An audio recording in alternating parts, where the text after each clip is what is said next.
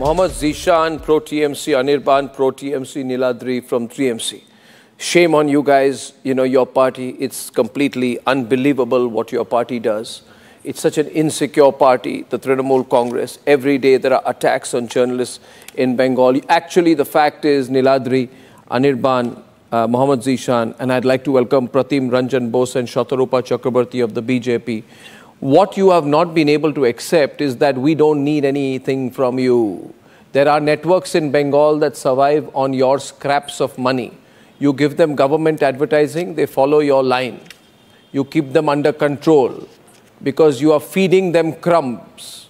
The so-called earlier channels of Bengal were taking money from Mamta so they can't speak against her. But you can't control us.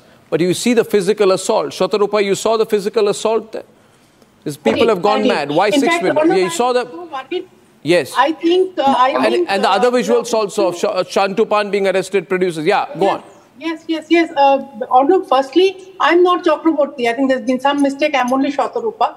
And I am most concerned. Bittu should immediately take a TED back because there's blood drawn and your...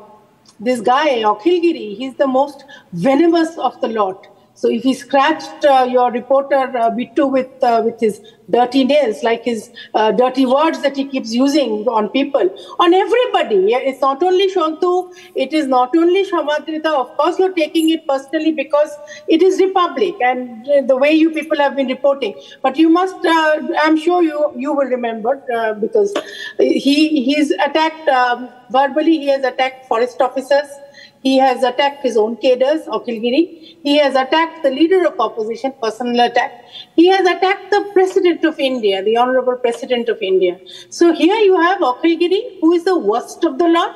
And I'm telling you on a very serious note, your Bittu definitely should take a TED back because he's venomous. He's the worst of the lot. He's abusive.